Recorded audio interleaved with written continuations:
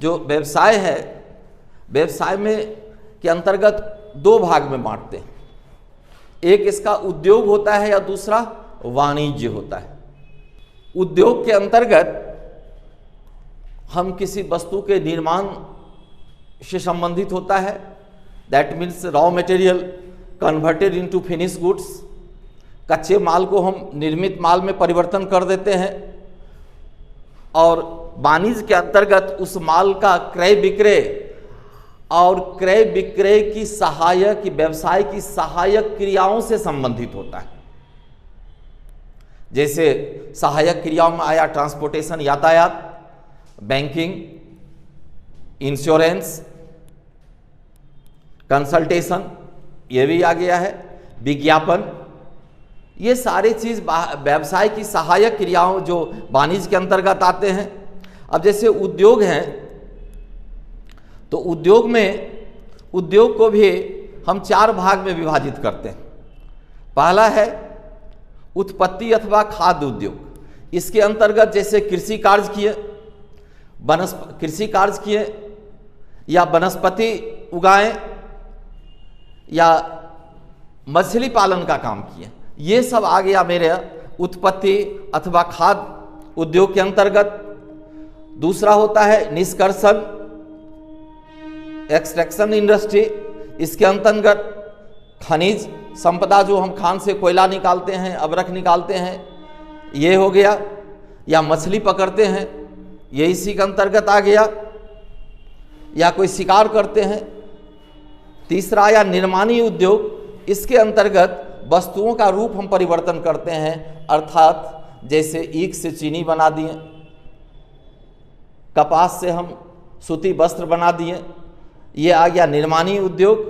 एक होता है रचनात्मक उद्योग। इसके अंतर्गत जैसे भवन निर्माण, सड़क निर्माण, पुल निर्माण इत्यादि, नहर निर्माण इत्यादि कार्यों को करते हैं, ये उद्योग के अंतर्गत आया।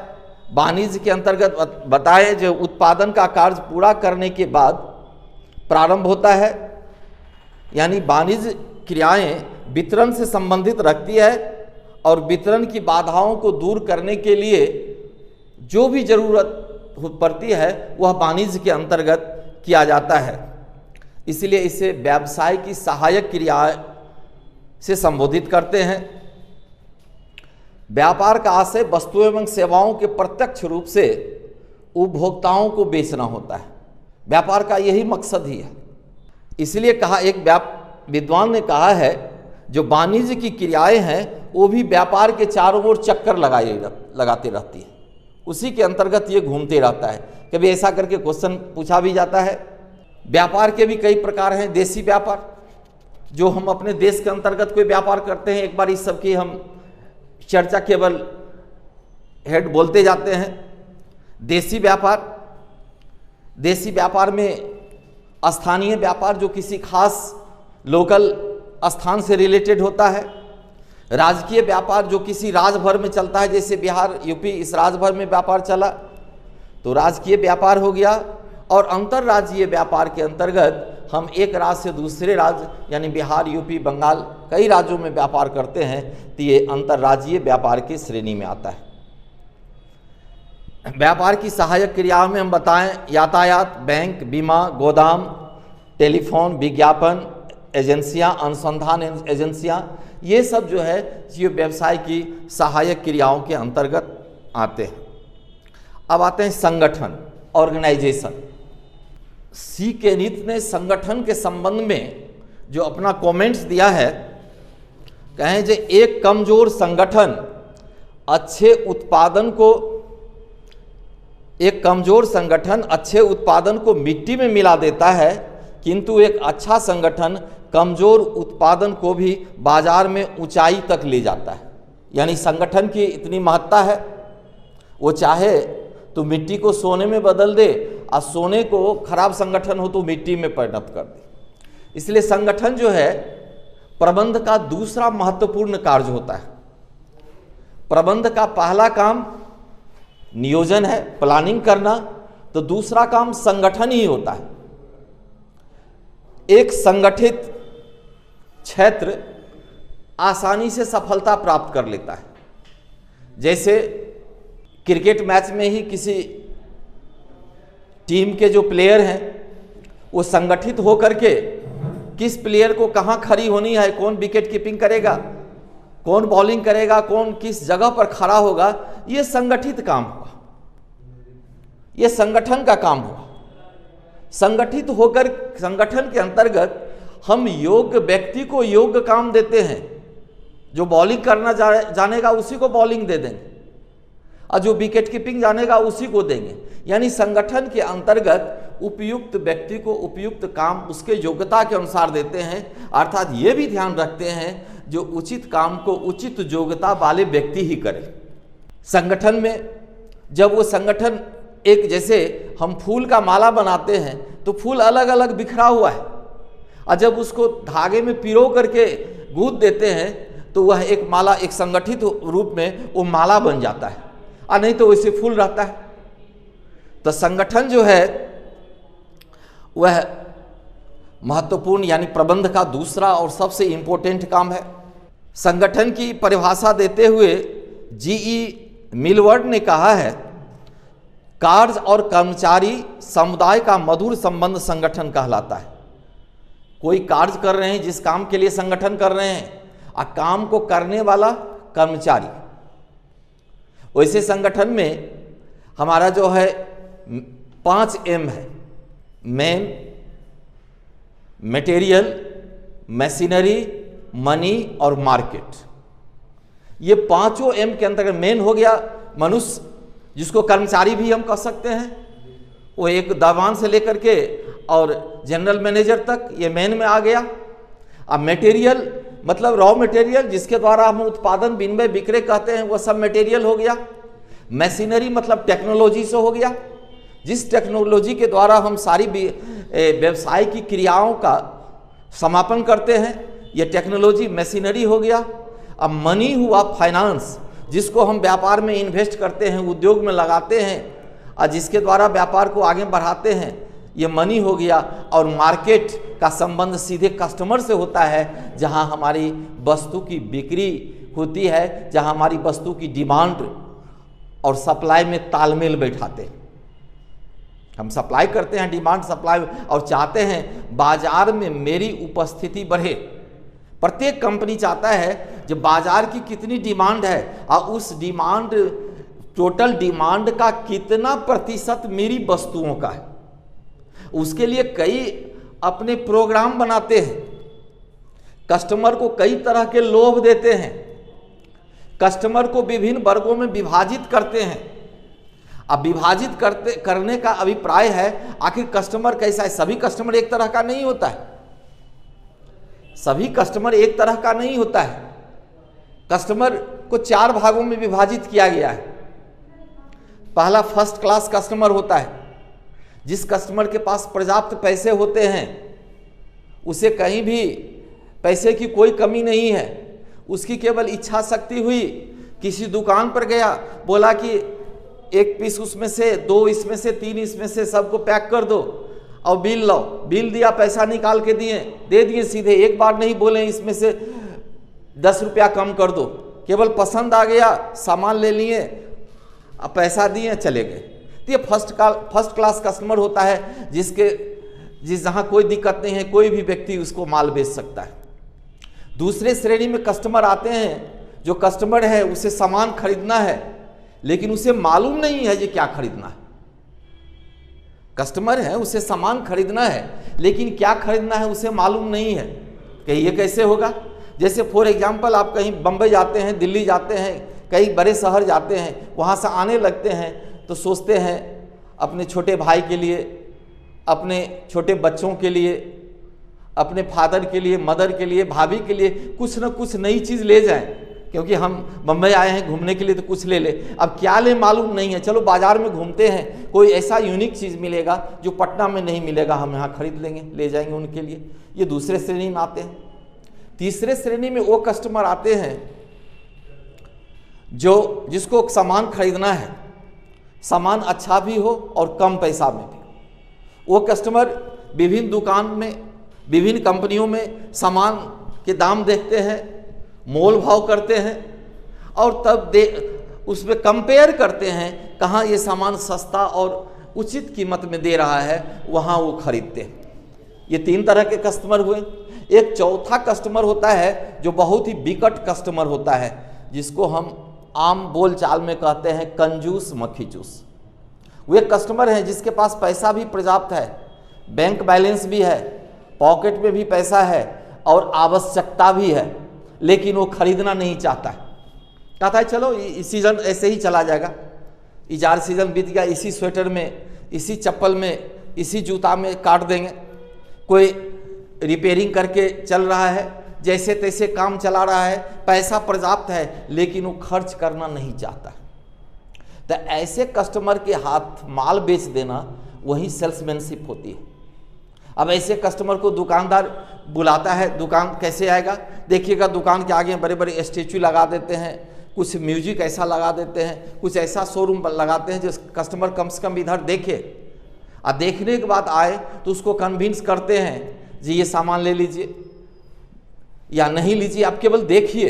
और देखने के लिए अगर आया तब उसको ऑफर देते हैं हम, जो ये अभी ऑफर है इसमें, अगर आप अभी लीजिएगा तो ये 500 रुपये में मिलेगी और 2 दिन के बाद इसकी कीमत 1000 रुपये हो जाएगी। अगर उसको ये जंचता है जो ये 500 फायदा हो रहा है तो कस्टमर वो सामान खरीद लेगा। तो ये 4 तरह के कस्टमर होते हैं।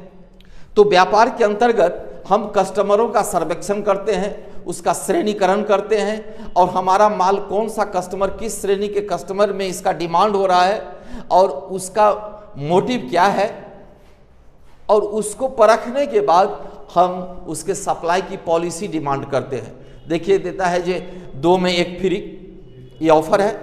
कुछ लोग समझते हैं चलो वही सामान लेंगे, अभी 2 में 1 फ्री दे रहा है, अचानक उसकी डिमांड बढ़ जाती है। उसमें मैनेजमेंट की पॉलिसी रहती है, अगर मेरा बिक्री इतना होता है तो ये ज़्यादा बिक्री होने लगा इस संबंध में। इसके बाद एल.एच. हैने प्रसिद्ध विद्वान है, उन्होंने संगठन की परिभाषा देते हुए लिखा है, किसी सामान्य उद्देश्य अथवा सेवाओं की प्राप्ति के लिए विशिष्ट अंगों का मैत्रीपूर्ण संयोजन ही संगठन कहलाता है। यानी उत्पादन के संबंध में जितने भी हमें व्यवसाय के एलिमेंट्स हैं, व्यवसाय के एलिमेंट्स हैं, उसी का मैत्रीपूर्ण संबंध। मैत्रीपूर्ण संबंध का मतलब हुआ उचित तालमेल। जैसे हम बताएं मेन, मटेरियल, मनी, मार्केट, ये जो 5M है, इसके अंतर्गत इस सभी का उचित तालमेल बैठाना। अब मैत्री, कभी कभी देखिए श्रम और पूंजी के बीच में संघर्ष भी होने लगता है, कभी हड़ताल भी होती है तो तालाबंदी भी होती है। ये भी श्रम आपको पढ़ना है इसी चैप्टर के 2 के अंतर्गत, श्रम संगठन। तो हड़ताल और तालाबंदी होता है। तो हड़ताल किसके द्वारा किया जाता है? कर्मचारी के द्वारा किया जाता है, और तालाबंदी नियोक्ता के द्वारा किया जाता है। तो हड़ताल और तालाबंदी ये पूंजी और श्रम के बीच में संघर्ष के कारण होता है।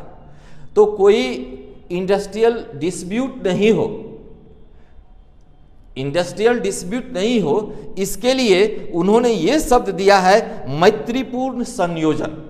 जब हमारे ये साधनों के बीच उचित तालमेल और समावेश रहेगा, एक दूसरे पर विश्वास रहेगा, एक दूसरे के ख्याल को रखेंगे। अगर कर्मचारी अगर ये सोच ले अगर हम अपना मैक्सिमम दे रहे हैं तो हमारा ये संगठन उन्नति करेगा, ज़्यादा प्रॉफिट कमाएगा, हमें ज़्यादा बोनस मिलेगा, भत्ता मिलेगा, सैलरी मिलेगी, और यहाँ हमारा जो है रोजगार की भी 100% गारंटी रहेगी। अगर संगठन ही चरमरा जाए और संगठन बंद के कगार पर आ जाए तो कर्मचारी की भी बेरोजगारी की समस्या आ जाती है, वे अनएम्प्लॉय हो सकते हैं। इसलिए इन्होंने ये बात पर जोर दिया है एल.एच. हैने ने, जो हमारे संगठन के जो विभिन्न अंग हैं उसमें मैत्रीपूर्ण संयोजन होना चाहिए। विलियम आर स्प्रिंगल ने लिखा है, व्यापक दृष्टि से संगठन उस कला को कहते हैं जिसके द्वारा किसी उद्योग में मानव, मशीन तथा माल को नियंत्रित करने के लिए सिद्धांत प्रस्तुत करता है। ये तो स्वाभाविक है। कोई भी संगठन एक सिद्धांत पर चलता है और उसके एक रूल रेगुलेशन होते हैं, उसकी जो प्रोसीड्यूर होती है उसके अनुसार चलता है। संगठन भी दो तरह के होते हैं, एक औपचारिक संगठन और एक अनौपचारिक संगठन।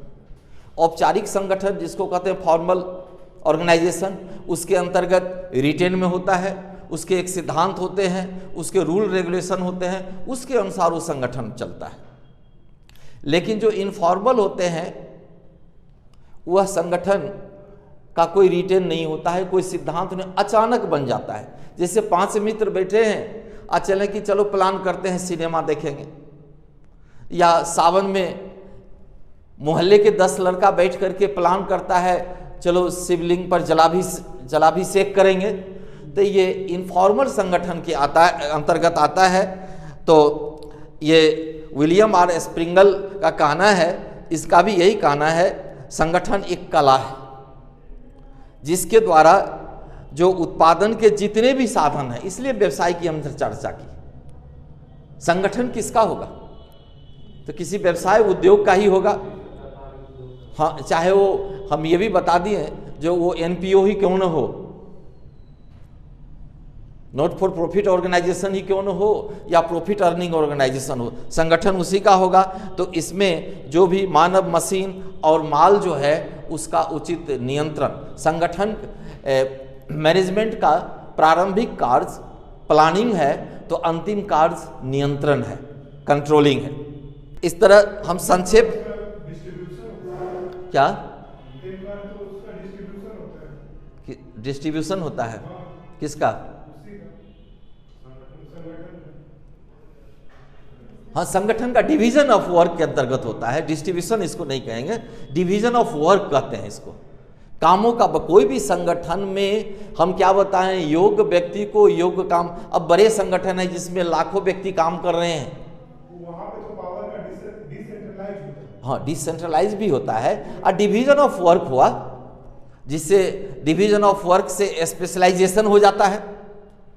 अब किसी एक काम को एक व्यक्ति करते करते उस काम में वो माहिर निपुण हो जाते हैं, इसको स्पेशलाइजेशन भी कहते हैं। यानी उत्पादन के विभिन्न घटकों में प्रभावपूर्ण सामंजस्य स्थापित करने को संगठन कहते हैं। अब है जो व्यावसायिक संगठन, अब दोनों को मिला करके किसी व्यवसाय को एक निश्चित योजना के अनुसार चलाना तथा न्यूनतम व्यय पर अधिकतम उत्पादन करना ही व्यावसायिक संगठन है। संगठन, अब एक व्यवसाय ले लिए, संगठन किसका? तो व्यवसाय का। और अनौपचारिक वो बताएं। हाँ हाँ, तो वो आएंगे डिटेल में, अभी हम केवल संगठन वो अलग अलग बताएंगे, वो पूरा उसमें बना पॉइंट बाय पॉइंट उसमें बताएंगे। हाँ, वो बताएंगे।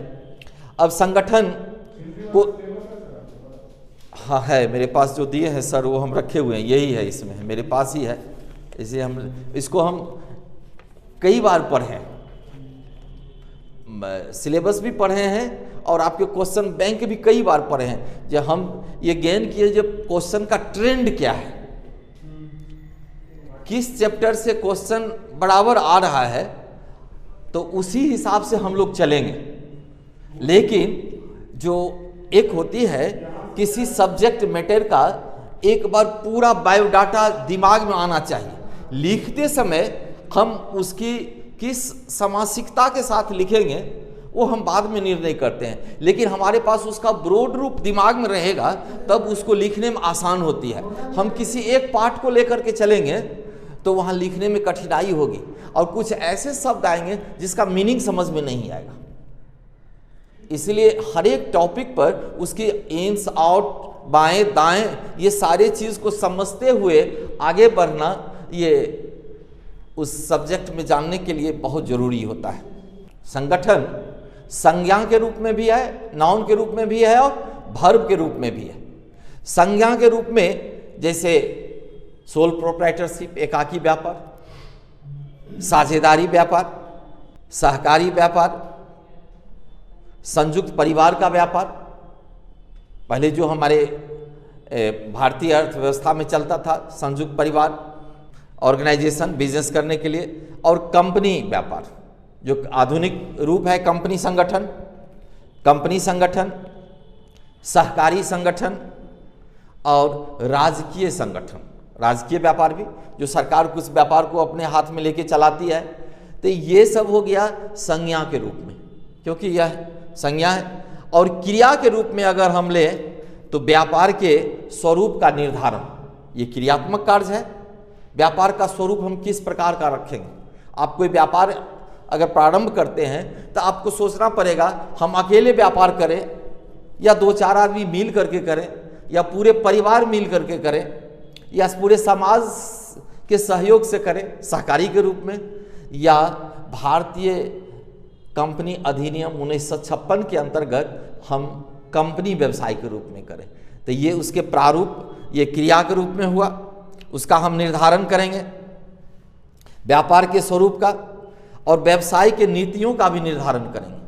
हमारी व्यवसाय की पॉलिसी क्या होगी, किस ऑब्जेक्ट को लेकर के हम अपने व्यापार को आगे बढ़ा रहे हैं, इसकी पॉलिसी भी हमें निर्धारित करनी होगी।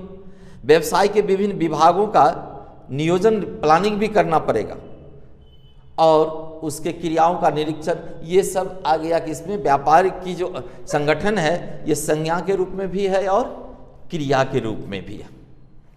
इस पर व्यापार, वाणिज्य एवं उद्योग की समृद्धि के लिए इनके विभिन्न साधनों में हम क्या करते हैं, प्रभावपूर्ण सहकारिता एवं सामंजस्य स्थापन करने की यह एक कला भी है और एक विज्ञान भी है। इसलिए संगठन को हम कला भी कह सकते हैं और विज्ञान भी कह सकते हैं, क्योंकि यह जो है व्यक्तियों का एक समूह है। संगठन भी व्यक्तियों का समूह है, क्योंकि किसी संगठन में एक व्यक्ति नहीं, एक से अनेक व्यक्ति काम करते हैं, कहीं हजारों तो कहीं लाखों व्यक्ति काम कर रहे हैं। इसलिए यह संगठन व्यक्तियों का समूह है। किसी संगठन का जो लक्ष्य होता है प्री डिटरमाइंड होता है, पूर्व निर्धारित होता है। हम पहले ही अपनी कार्य योजना बना लेते हैं और उसी लक्ष्य की प्राप्ति के लिए हम संगठन करते हैं। जैसे आप एक मकान बनाने के प्लान बनाए, हाँ ये मकान बनाएंगे, इसमें इतने पैसे लगेंगे, तो ये प्लानिंग हुआ। और दूसरा संगठन इसमें कौन सामान कितना लगेगा, ईंट कितने लगेंगे, आयरन कितने लगेंगे, सीमेंट कितने लगेंगे, लेबर कितने लगेंगे, ये सारे चीज़ यानी हम उस संगठन उसको संगठित करते हैं मकान बनाने के लिए। और जो हमारे संगठन के जितने भी अंग हैं उस अंगों में हम एक सामंजस्य और सहयोग स्थापित करते हैं, जिसको हैने ने कहा मैत्रीपूर्ण सामंजस्य, तो ये भी करते हैं।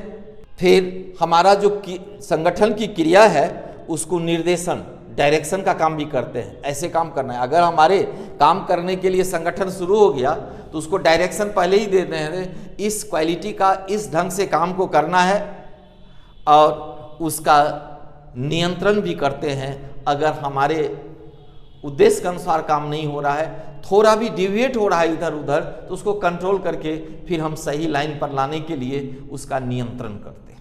विभिन्न जो हमारे एलिमेंट्स हैं संगठन के, उसका कुशल व्यवस्था करते हैं। कुशल व्यवस्था का मतलब हुआ स्किल लेबर, मॉडर्न टेक्नोलॉजी, अच्छे रॉ मटेरियल, ये सारे चीज़ की व्यवस्था इस ढंग से करें जो हमारा कुशल व्यवस्था हो। इसमें जितने भी इसके एलिमेंट्स हैं वह अच्छे किस्म का हो, और तभी उसका रिजल्ट अच्छा होगा। और जो कर्मचारी में हम डिवीज़न ऑफ वर्क करते हैं, सभी व्यक्ति को अलग अलग जो हम काम बांटते हैं, तो उसके साथ साथ उसको जब अधिकार देते हैं तो उसको दायित्व से भी बांध देते हैं, जवाबदेही भी देते हैं, अकाउंटेबिलिटी भी उसको देते हैं। ये काम आपको दिए, इस समय में इस क्वालिटी का काम हो जाना चाहिए, और उसको जिम्मेवारी भी देते हैं, कुछ अधिकार देते हैं, तो उस पर जवाबदेही भी थोप देते हैं। और यह जो है संगठन का कार्य एक कला का भी काम है और विज्ञान का भी काम है। सबसे सटीक बड़े ऑर्गेनाइजेशन में होगा या छोटे ऑर्गेनाइजेशन? काम छोटा हो या बड़ा हो, जवाबदेही सबकी रहती है। आप छोटा सा काम अपने घर में कर रहे हैं, कुछ ज़रूरी हुई एक माचिस की, आप अपने बच्चों के जाओ दौड़ के जल्दी माचिस ले आ, तो उसकी जवाबदेही है वो आपको जल्दी से जल्दी, और वो चला जाए खेलने के लिए, आप यहाँ घंटों खड़े रहे, तो आप जवाबदेही उसकी थी, आते तो गुस्सा में एक थप्पड़ लगा देते हैं। तो जवाबदेही छोटा हो या बड़ा हो, जवाबदेही जवाबदेही होती है। एक छोटी सी गलती से बड़ा एक्सीडेंट हो जाता है, बड़ी लॉस हो जाती है, बड़ी लॉस हो जाती है। कई कंपनियों में देखे होंगे इंडस्ट्रियल डिस्प्यूट में, छोटे से वाद विवाद के कारण, छोटी सी भूल के कारण वह इतना डिस्प्यूट बढ़ता है कि वहाँ ऐसी घटना हो जाती है, करोड़ों का जो यूनिट है वो खाक में बदल जाता है। हाँ, तो जवाबदेही हाँ, त्वरित जवाबदेही तो उस व्यक्ति पर थोपा जाएगा जिसको ये काम दिया गया है, जिस काम का अधिकार उसको दिया गया है, भारार्पण जिसको कहते हैं।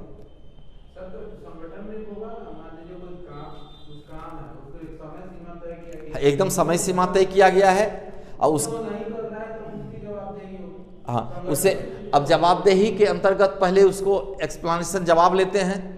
अब किस कारण से संगठन का उद्देश्य ड्यू टाइम पर पूरा नहीं हुआ, ड्यू टाइम पर पूरा नहीं हुआ, उसका वो कारण बताएगा।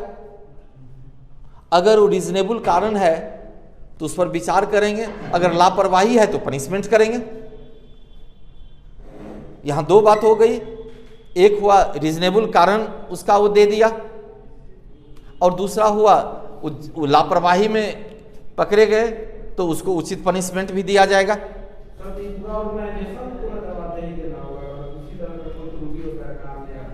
देखिए, ऑर्गेनाइजेशन में एक मैनेजर हुआ, मैनेजर के बाद डिपार्टमेंटल मैनेजर हुआ, डिपार्टमेंटल के बाद वो सुपरिटेंडेंट हुआ, और सुपरिटेंडेंट के बाद हो गया उसका क्या कहते हैं ऑब्जर्वर जिसको कहते हैं फोरमैन, अब फोरमैन के बाद लेबर हुआ। तो ये चेन सिस्टम बना हुआ है, उस चेन सिस्टम में कहाँ फॉल्ट हुआ, किस विभाग में हुआ, किस स्तर पर हुआ, किस कर्मचारी से हुआ, किस लेवल पर हुआ, वहाँ उसको जवाब दिया। जो एक दूसरे से जवाब मांगेगा, ऊपर से मांगा जाएगा, जवाब मांगा जाएगा, नीचे से जवाब दिया जाएगा।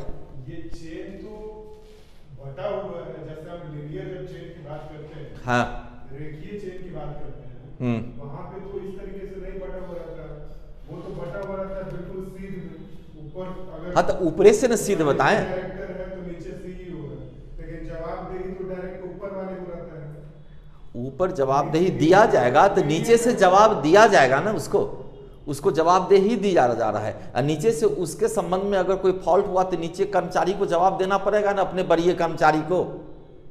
रेखीय संगठन की बात करते हैं तो वहां पे तो जवाबदेही डायरेक्ट ऊपर वाले को, नीचे से ऊपर की ओर जाता है, तो नीचे से वो एक दूसरे से क्रमशः मांगा जाएगा और नीचे से जवाब जाएगा। वो तो अधोन निस्पंदन सिद्धांत पे वो काम करता है, वो छटकर माने नीचे आएगा, फिर ऊपर जाएगा, फिर नीचे आएगा। प्रत्येक सीनियर कर्मचारी अपने जूनियर कर्मचारी से जवाबदेही लेते हैं, और इस तरह से ये उसका चेन बना हुआ है, जिसको स्ट्रेट लाइन कहते हैं। वो सारा चीज़ पढ़िएगा समझ में आ जाएगा। ऐसे ही इसमें जवाबदेही दिया जाता है, और वो संगठन ऐसे ही होती है, और वो दिया जाएगा इसमें। हाँ, नहीं, वो आएंगे, उस पर सब क्लियर हो जाएगा, कंफ्यूजन करने की जरूरत नहीं है। अब है इसका ऑब्जेक्ट क्या है, संगठन का ऑब्जेक्ट क्या है, उद्देश्य क्या है। सबसे पहला उद्देश्य है जो हमारा जो निर्धारित लक्ष्य है, प्री डिटरमाइंड जो ऑब्जेक्ट है, उद्देश्य है, उसको ड्यू टाइम पर पूरा कर लेना है। दूसरा है हमारा जो बिजनेस की जो इफिशिएंसिया है उसमें वृद्धि करना है। हम अपने बिजनेस इफिशिएंसिया में वृद्धि करें, उसकी कार्यकुशलता में वृद्धि करें। ये कहते हैं जी ये एक्सपर्ट हो गए। कोई व्यक्ति या कोई संस्था एक्सपर्ट तुरंत नहीं होती है। कहा गया करत करत अभ्यास से जरमती होत सुजान, रसरी आवत जाते सिर पर परत निशान।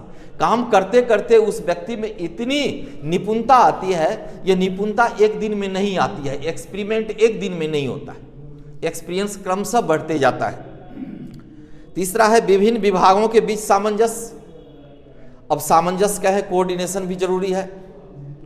अब परचेज विभाग, सेल्स विभाग, प्रोडक्शन विभाग और सेवी वर्गीय कर्मचारी विभाग जो भी है, सब में एक उचित तालमेल होना चाहिए। अगर मान लीजिए कर्मचारी की जरूरत है तो कोई विभाग लिख के देता है हमें सेल्स ऑफिसर चाहिए, कोई देता नहीं हमको प्रोडक्शन में स्किल पर्सन चाहिए, कोई कार्यालय के लिए कहता है हमको अकाउंटेंट चाहिए। तो वो रिक्वायरमेंट दिया किसको देगा, कर्मचारी रिक्रूटमेंट विभाग को, जिसको सेवी वर्गीय विभाग कहते हैं।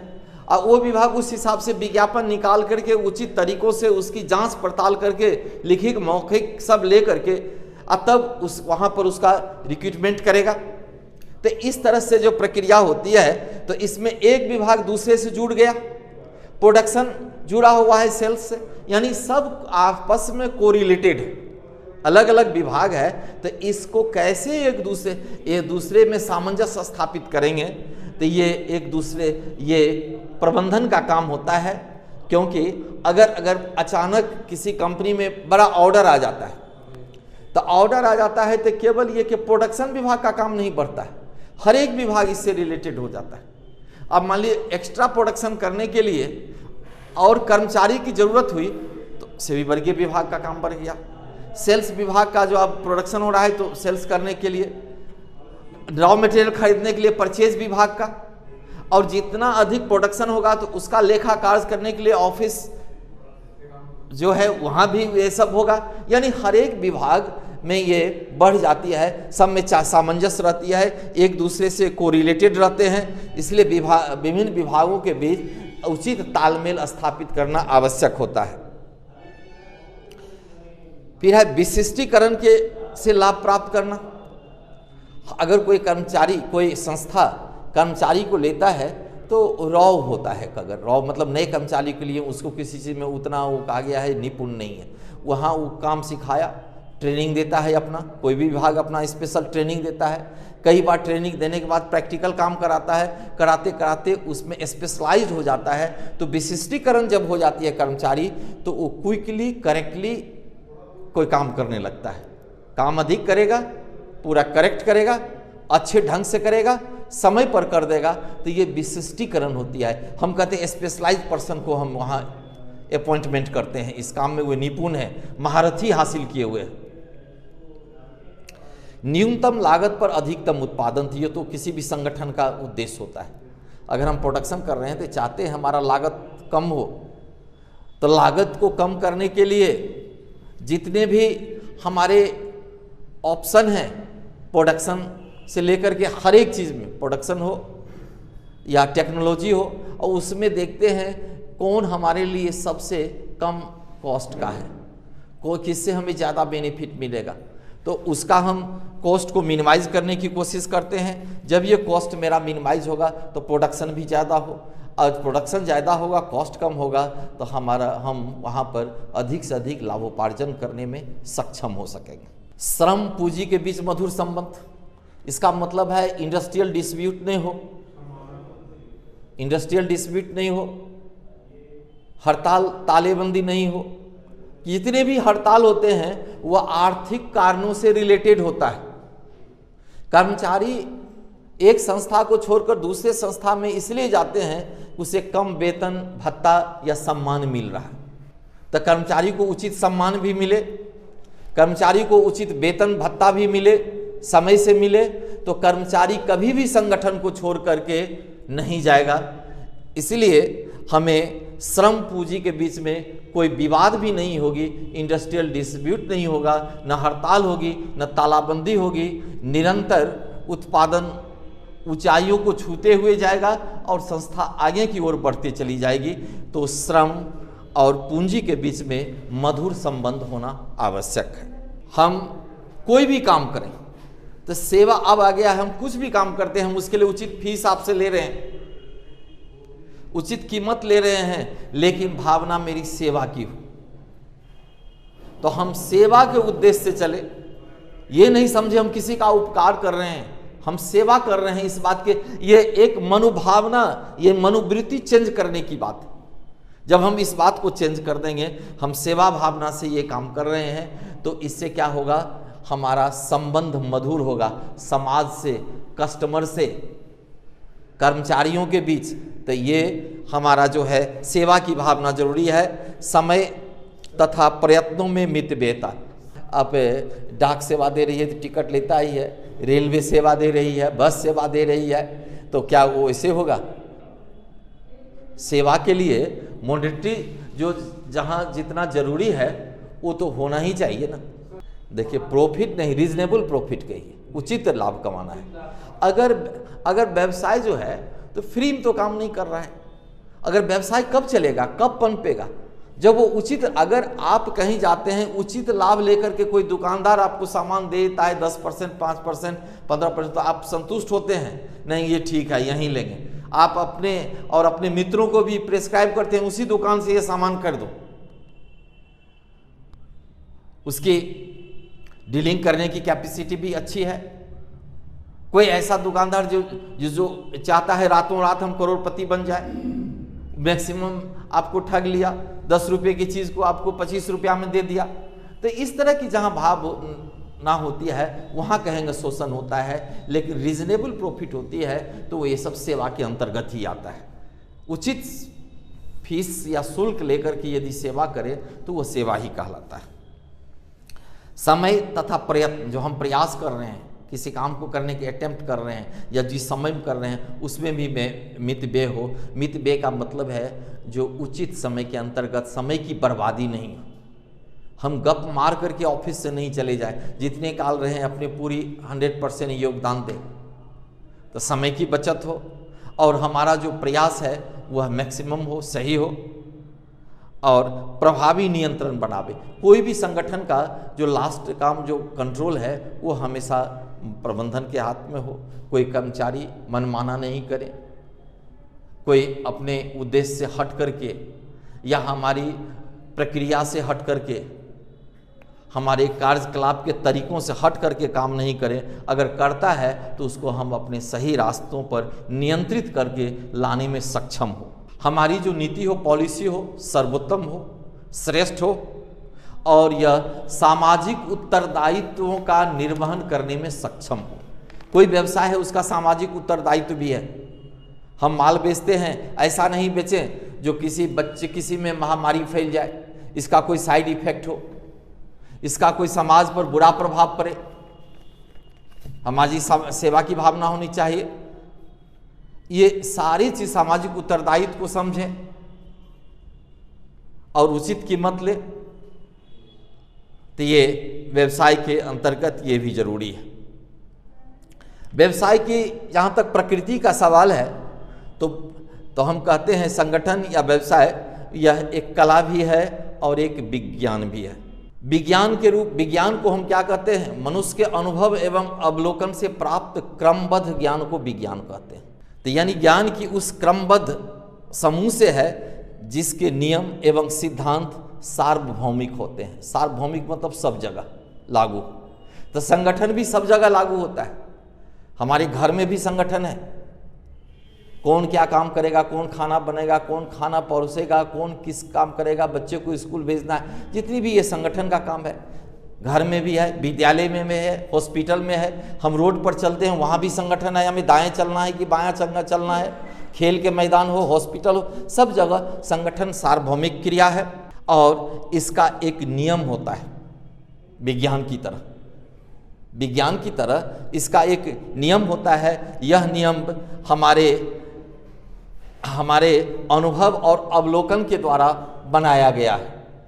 विद्वानों ने अपने अनुभव के आधार पर कुछ रूल रेगुलेशन बनाए, हम उसको मानते हैं, सर्वमान मानते हैं, सब जगह लागू करते हैं, इसलिए यह विज्ञान के रूप में है। संगठन विज्ञान भी है, ज्ञान का क्रमबद्ध समूह है। जैसे व्यावसायिक और प्रबंध का ज्ञान अनुभव पर ही आधारित रहता है। संगठन नियमों और सिद्धांतों पर चलता है, इसकी सार्वभौमिकता है। जैसे आदेश की एकता संगठन। अब एक कर्मचारी को हम आदेश दे तुम ये काम करो, दूसरा अधिकारी कहे नहीं ये काम करो, तीसरा अधिकारी कहे ये काम करो, तो ये संगठन का सही प्रारूप नहीं होगा। यानी आदेश में भी एक रूपता होनी चाहिए।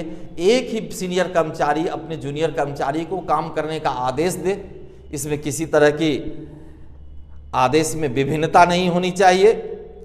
नियंत्रण एवं विस्तार भी एक व्यक्ति करे, किसी नियंत्रण करने के, कंट्रोल करने का अधिकार एक को दे। अब जो आवे कर्मचारी को टोके तो उसको लगा टॉर्चर हो रहा है, सीनियर कर्मचारी जो उसको कंट्रोल करता है, नहीं ऐसे नहीं करना है, ऐसे करना है, काम का तरीका ये है, तो वहाँ उसको प्यार से अगर हम सिखाएंगे तो बहुत जल्दी डेवलप कर जाएगा और वह भी एक स्किल लेवल की श्रेणी में आ जाएगा। फिर संतुलन, हम आपस में जो हमारे एलिमेंट्स हैं सब में एक संतुलन हो, और लोच जो फ्लेक्सिबिलिटी जरूरी है, समय के अनुसार हम उसमें कुछ न कुछ परिवर्तन करने की क्षमता रखते हो, परिवर्तन की वहाँ गुंजाइश हो, यानी वह लोचपूर्ण हो और भारार्पण भी हो, जो हम किसी कर्मचारी को किसी काम को करने का भार अर्पण कर सके। कारण एवं परिणाम के संबंधों का विश्लेषण, जिस तरह विज्ञान कारण और परिणाम से संबंधित होता है, वह संगठन भी कारण और परिणाम से संबंधित होता है। किसी अच्छे संगठन में कोई अगर ऐसी घटना हो जाती है तो उसके पीछे कोई कारण होता है। कोई संगठन अपनी ऊंचाइयों तक पहुंच जाता है तो उसका भी कोई कारण है, क्योंकि उसको नियंत्रित करने वाला ऐसा व्यक्ति होता है, ऐसे व्यक्तित्व का व्यक्ति होता है जो अपनी बुद्धि, विवेक, क्षमता से सभी कर्मचारियों में एक ऐसे अच्छापन को जन्म दे देता है जो वह ऊंचाइयों को छूने लगता है।